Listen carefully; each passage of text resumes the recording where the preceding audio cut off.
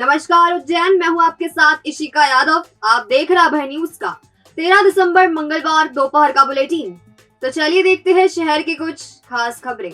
इस बुलेटिन के प्रायोजक है आरके डेवलपर्स। शानदार घर खरीदें अब अपने बजट में।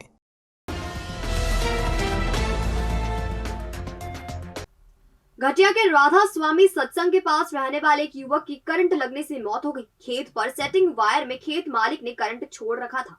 युवक पानी लेने गया तो वह करंट की चपेट में आ गया। माली खेड़ी का रहने वाला 30 साल का मुकेश मालवी मजदूरी करने के लिए इन दिनों घटिया में अपनी ससुराल में रहता था। किराए के मकान में रहने वाला मुकेश मंगलवार को सुबह 8:30 बजे पानी लेने जैन साहब के खेत पर गया हुआ था।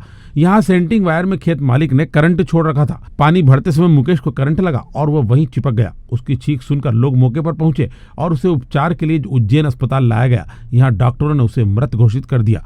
घटना के संबंध में मुकेश के साले चेतराम ने बताया, मुकेश मेरे जीजा माली खेड़ी रहते थे। वो मेरे यहीं पे रहते थे, करीबन 4 साल से रहते थे। वो मेरे घर के पास में जो मेरे मामा जी ने ले रखा है उसी घर में रहते थे। और वहाँ पानी, वो पास में जैन साहब का एक खेत है, वहाँ पानी लेने गए थे तो वहाँ वो तार सेंटिंग वायर उन्होंने ढोर के लिए खुले छोड़ रखे थे, उसमें करंट छोड़ रखा था। उसमें मेरे जीजा उलझ के करंट में एक्सपायर हो गए। वो जैन साहब का और मलिक सिंह दोनों के बीच में सेंटिंग वायर जो लगे हुए तार के, वो रेलिंग लगी हुई है, उनके बीच में तार उन्होंने खुले छोड़ रखे पानी भरने के लिए। पुलिस ने इस मामले में मर्ग कायम कर लिया है। विक्रम विश्वविद्यालय का मुख्य माधव भवन मंगलवार को कुलसचिव मुर्दाबाद के नारों से गूंज उठा। परीक्षा शुल्क में बढ़ोतरी सहित अन्य मांगों को लेकर एनएसयूआई ने जमकर प्रदर्शन किया। माधव भवन पर जमीन पर बैठे कार्यकर्ताओं ने कुल सचिव मुर्दाबाद और विश्वविद्यालय मुर्दाबाद के नारे लगाए।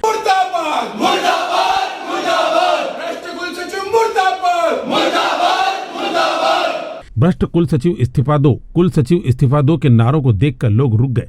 सचिव इस्तीफा दो, इस्तीफा दो, इस्तीफा दो, कुल सचिव इस्तीफा दो, इस्तीफा दो, इस्तीफा दो। दरअसल कार्यकर्ता विक्रम विश्वविद्यालय की गड़बड़ व्यवस्था से नाराज है और उनका ये कहना है कि ना तो विश्वविद्यालय समय पर परीक्षाएं आयोजित कर पा रहा है और ना ही नियुक्ति। परीक्षा शुल्क में भी बेतहाशा बढ़ोतरी कर दी गई है। इन्हीं सब स्थितियों को लेकर कार्यकर्ता प्रदर्शन करने पहुंचे थे। अंदर ज्ञापन तो देने नहीं आए, क्योंकि इनको ज्ञापन अगर दे दें तो ये उसके ऊपर ही समोसे कचौरी रख के खा लेते, कोई कार्रवाई नहीं करते हैं। हमारा कहना सिर्फ इतना है कि जो बच्चों के रिजल्ट आए BA, BCom, BSc के रिवोल्यूशन के, आज उनको 1-1, 2-2 नंबर से रोक दिया गया है। और वहीं इनके जो व्यक्ति विशेष लोग हैं जो BA, LLB के अंदर है, उनके इनने 40-40 नंबर बढ़ाए, LLM के अंदर इनने 50-50 नंबर बढ़ाए। तो मेरा ऐसा कहना है कि ये जो कॉपियाँ हैं BA, BCom, BSc की, जो अन्य छात्र हैं जो किसी पार्टी से, किसी व्यक्ति विशेष से बिलोंग नहीं करते हैं, इनकी कॉपियाँ भी इनको उन्हीं विद्वानों से चेक करनी चाहिए थी जिनने 40-40, 50-50 नंबर LLB और BLLB और LLM के अंदर बढ़ाए हैं। ये शुल्क सिर्फ इसलिए बढ़ाया गया है कि आउटसोर्स पे इनने जो 60 से 70 कर्मचारी रखे हैं, उनकी तनख्वाह ये उन लोगों को देंगे, इन बच्चों से पैसे ज़्यादा लेके, और इनकी तनख्वाह उसमें निकाली जाएगी। जो अधिकारी है विश्वविद्यालय प्रशासन का, उसको इस्तीफा देना चाहिए। जो मेन अधिकारी है उसे इस्तीफा देना चाहिए कि मेरी गलतियों के चक्कर ये विश्वविद्यालय का इतना बड़ा नुकसान हुआ है, तो मैं आज इस्तीफा देता हूँ, तो माना जाएगा कि विश्वविद्यालय प्रशासन कुछ है। इस संबंध में कुलानुशासक डॉक्टर शैलेंद्र शर्मा ने बताया, अभी यहाँ पर विद्यार्थी आए हुए हैं। इन्होंने परीक्षा संचालन शुल्क में जो वृद्धि है उससे संबंधित अपनी समस्या रखी हुई है। तो हम लोगों ने इनसे कहा है कि अपना जो भी ज्ञापन है प्रस्तुत करें और विश्वविद्यालय इस पर विचार करेगा। यदि विद्यार्थियों की जो यथोचित मांगें होती हैं उनको समय पर यथोचित प्रक्रिया में आगे प्रेषित किया जाता है और उस पर विचार भी किया जाता है। जन सुनवाई में मंगलवार को कई आवेदक शिकायत लेकर पहुंचे। अधिकारियों ने शिकायतकर्ताओं के आवेदनों पर सुनवाई करते हुए संबंधित विभागों को समस्या निराकरण के निर्देश दिए। दरअसल प्रशासनिक संकुल के सभा कक्ष में हुई जन सुनवाई में फ्लैट नहीं मिलने से परेशान 51 वर्षीय संजय पिता कन्हैयालाल निर्मल निवासी किशनपुरा भी पहुंचा। उद्योगपुरी में एक दवाई कारखाने में हेल्पर का काम करने वाले संजय ने सेंट पॉल के पीछे स्थित सरकारी आवास योजना में बन रही मल्टी में वर्ष 2017 में एक फ्लैट बुक किया था। इसके लिए 1 लाख रुपए जमा भी किए थे, लेकिन 3 साल तक काम पूरा नहीं होने से उन्हें फ्लैट नहीं मिला। इसके बाद वर्ष 2020 में संजय ने पुनः आवेदन दिया, लेकिन तब से जिम्मेदार अधिकारी उसे टाल रहे हैं। संजय ने बताया कि वो 5 साल से ब्याज का पैसा भर रहा है और अभी तक फ्लैट भी उसे नहीं मिला है। परेशान होकर वह जन सुनवाई में पहुंचा। निगम अधिकारी श्याम शर्मा और पीसी यादव ने कहा कि उसकी फाइल अभी नहीं मिल रही है, उससे ओरिजिनल कागजात मांगे गए हैं। इधर अन्य आवेदकों ने भी अपनी समस्या अधिकारियों के सामने रखी, जिनकी निराकरण के निर्देश अधिकारियों ने संबंधितों को दिए। समस्या ये है कि मैंने आवास योजना में मकान लेने के लिए आवेदन दिया था, तो मुझे बुलाकर 1 लाख रुपया जमा करवा लिया और मकान तैयार नहीं हुआ है। 2017 से मैं किराए से रह रहा हूँ, अभी तक कोई तैयार नहीं किया है। तो मैंने कहा ऑफिस में जाके कि आप तो मेरा पैसा दे दो, मैं तो प्लाट ले लूँगा कहीं भी और बना लूँगा। मेरे 3 बच्चे हैं, मैं परेशान हो रहा हूँ। ब्याज से पैसे लेके मैंने भरा है, तुरंत इमरजेंसी में पैसा लाके ब्याज से जमा किया है। मेरा पैसा वापस लेने की मैंने आवेदन दिया है। 2 साल से परेशान हो रहा हूँ मैं। आवेदन दे दे के मेरे 500 रुपये तो फोटो कापी में चले गए। काम धंधा करूँ कि मैं बेरोजगारी करूँ, ऑफिस में जाता हूँ तो साहब लोग मिलते नहीं हैं। जन सुनवाई में ये कहा गया, ये आवेदन दिया, पहले भी दिया था मैंने। मंगलवार को कोई सुनवाई नहीं हुई, कानून कार्रवाई नहीं हुई। सेफ लाइन पे भी करी मैंने, तो वहाँ से भी जो फर्जी में डाल दी उन्होंने। और मैं 14 नवंबर को भी मैंने शिकायत करी थी भोपाल सेफ लाइन पे, अभी तक कोई सुनवाई नहीं हुई। मैंने 10 बार तो फ़ोन कर चुका हूँ मैं वहाँ पे भोपाल में, कोई कानून कार्रवाई नहीं होती और कोई नगर पालिका से कोई फ़ोन नहीं आता मेरे पास। ये स्थिति में परेशान हूँ मैं। 1 घंटे की छुट्टी ला के परेशान हो गया हूँ मैं। यहाँ पे सेठ मेरे को छुट्टी कब देगा? 1 घंटे की। अभी भी मैं 1 घंटे की छुट्टी लेके मैं आया हूँ, परेशान हूँ मैं। कुछ दिनों से बादलों की आवाजाही से बदला मौसम मंगलवार सुबह बूंदों से भीग गया, जिससे सड़कें तरबतर हो गई। हालांकि यह सिलसिला ज्यादा देर नहीं चला, लेकिन अचानक हुई बारिश से लोग बचते नजर आए। दरअसल पिछले 2 दिनों से आसमान में बादल छाए हुए हैं। मंगलवार को भी सूरज बादलों की ओट में छुपा रहा और सुबह करीब 11 बजे अचानक बूंदों की रिमझिम शुरू हो गई। करीब आधे घंटे तक शहर के कुछ हिस्सों में बूंदाबांदी भी हुई। इधर आसमान में छाए बादलों के चलते दिन और रात का तापमान भी तेजी से बढ़ रहा है। मंगलवार को न्यूनतम तापमान में 2 डिग्री की बढ़ोतरी दर्ज की गई और पारा 19 डिग्री सेल्सियस पर पहुंच गया। मौसम विभाग की यदि माने तो अभी बादल होने के कारण ज्यादा ठंडक नहीं है, लेकिन बादल छटते ही दिन और रात के तापमान में तेजी से गिरावट आएगी। बंगाल की खाड़ी में एक चक्रवाती तूफान आया था और उसके कारण दक्षिण भारत में काफ़ी वर्षा भी हुई थी। तूफान तो चूँकि आगे निकल चुका है, किंतु उसका प्रभाव, जो चक्रवाती तूफान आया था दक्षिण भारत में वर्षा हुई थी, उसका अब हमारे यहाँ देखने को मिल रहा है। और उसी तूफान के कारण अब हमारे यहाँ यदि हम बात करें पूर्वी मध्य प्रदेश की, तो वहाँ वर्षा की स्थितियाँ निर्मित हुई और हमारे पश्चिम मध्य प्रदेश में भी हल्की वर्षा की स्थितियाँ बनी हुई और अभी वर्तमान में कुछ बूंदाबांदी भी हो रही है। आने वाले 1-2 दिन तक इसी प्रकार की स्थितियाँ बनी रहेगी, जिसमें हल्की वर्षा की संभावना है। साथ ही यदि तापमान के बारे में भी हम बात करें तो चूँकि आसमान में बादल छाए हुए हैं, नमी काफ़ी बढ़ी हुई है, तो दिन में मौसम ठंडा भी रहेगा, तापमान में अधिकतम तापमान में कुछ गिरावट भी आएगी। लेकिन जब मौसम 2-3 दिन के बाद साफ़ होगा, क्लियर होगा, आसमान से बादल हटेंगे, तो फिर रात्रि में भी न्यूनतम तापमान घटेगा और ठंड बढ़ने की फिर आगे संभावना रहेगी। चाइनीज, इटालियन, पंजाबी, गुजराती, मराठी व्यंजनों का लुत्फ उठाने चले आइए food bucket cafe and restaurant. शानदार दावत और मिनिमम दाम। शहर की भीड़ से दूर आपकी kitty party, birthday party, DJ party, conference या किसी भी तरह की मीटिंग के लिए शानदार पार्टी हॉल, फंक्शन और स्वादिष्ट भोजन का एक ही नाम, food bucket cafe and restaurant. हमारा पता होटल शांति पैलेस के पीछे, चिंतामन रोड, उज्जैन। संपर्क करें 9522222107 या फिर 9039171468। शहर में प्रतिबंध होने के बावजूद चाइना डोर जमकर बिक रही है। इस डोर की चपेट में लोग भी आ रहे हैं। ऐसे ही एक घटनाक्रम में एक युवक का गला चाइना डोर से कट गया। मालीपुरा निवासी शैलेंद्र परमार अपने दोस्त शुभम गहलोत के साथ चक्रतीर्थ स्थित गणेश मंदिर से दर्शन कर मालीपुरा स्थित घर लौट रहा था। इस दौरान ढाबा रोड पर गले में चाइना डोर लग गई। इससे शैलेंद्र परमार के गले में चोट आ गई है। शुभम गहलोत का हाथ भी कट गया है। घटना के संबंध में शैलेंद्र परमार ने बताया, हम 10 भुजा गणेश जी से दर्शन करके आ रहे थे, तभी ये ढाबा रोड पे अचानक से चाइना की डोर आ गई। तो मेरे मित्र थे, उनके हाथ से हटाए उसको और ये गले में मुझे यहाँ पे इतना बाल बच गया। मैं ऐसे पहले भी मेरी बेटी के गाल कट गया था, जिसमें उन्हें 11 टाँके आए थे। उसका नाम अनाया परमार, 2 साल पुरानी बात है वो। प्रशासन से मैं चाहता हूँ कि इस पर कड़ी से कड़ी कार्रवाई की जाए और जो चाइना डोर बेच रहे हैं। हालांकि कलेक्टर आशीष सिंह ने चाइना डोर की बिक्री पर प्रतिबंध तो लगा दिया है, बावजूद इसके शहर में कई स्थानों पर चाइना डोर की बिक्री हो रही है। ऐसे में केवल कागजी प्रतिबंध लगाने के बजाय जमीनी स्तर पर जांच करना भी जरूरी है, नहीं तो संक्रांति तक चाइना डोर यूं ही बिकती रहेगी और लोग हादसे का शिकार होते रहेंगे।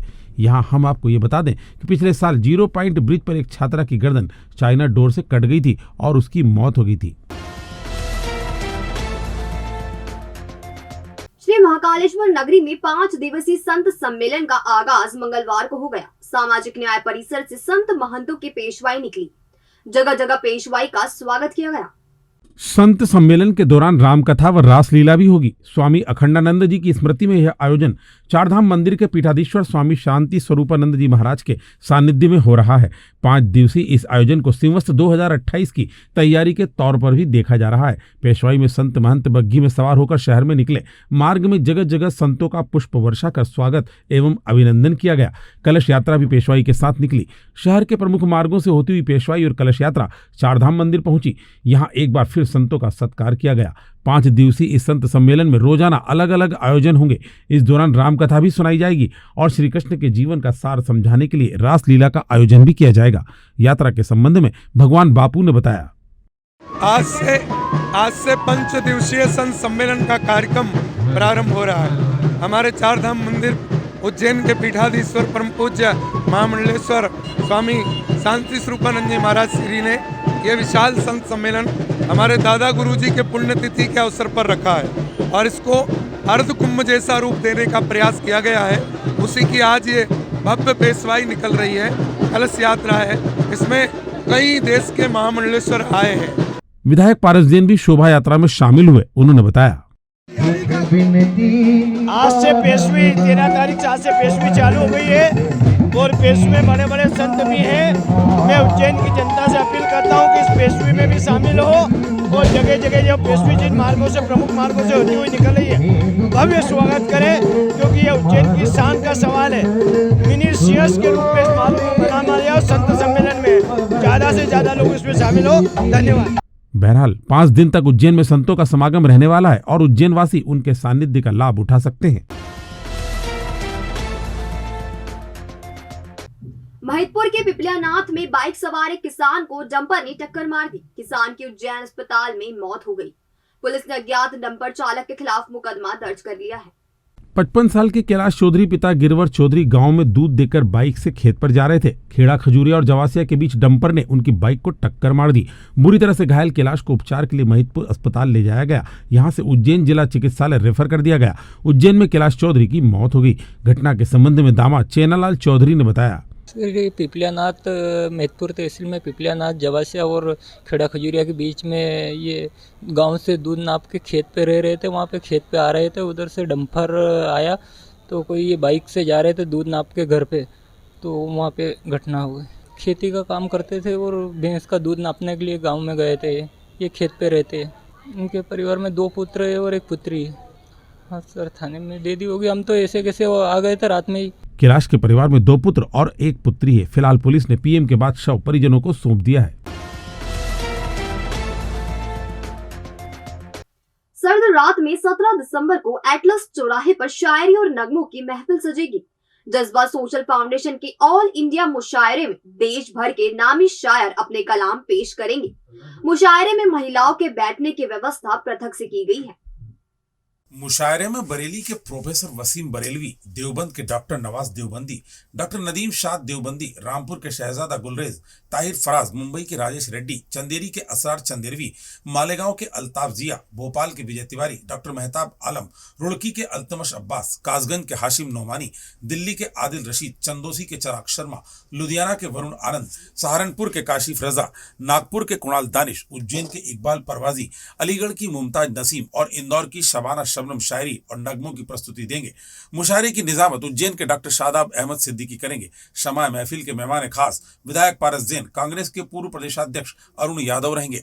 सदारत खरगोन के उद्योगपति सैयद हिफाजत अली करेंगे। मुशायरे की रहनुमाई सांसद अनिल फिरोजिया, विधायक देवास गायत्री राजे पवार, विधायक तराना महेश परमार, विधायक बड़नगर मुरली मोरवाल और निगम सभापति कलावती यादव करेंगे। मेहमान खुसूसी राजस्थान उर्दू अकादमी के हुसैन रजा, मनोहर बैरागी, नूरी खान, अंसार अहमद हाथीवाले और शौकत मोहम्मद खान करेंगे। कार्यक्रम में शहर काजी खलीकुर रहमान, जाहिर नूर खान, शेख अलीम और परवेज इकबाल भी शिरकत करेंगे।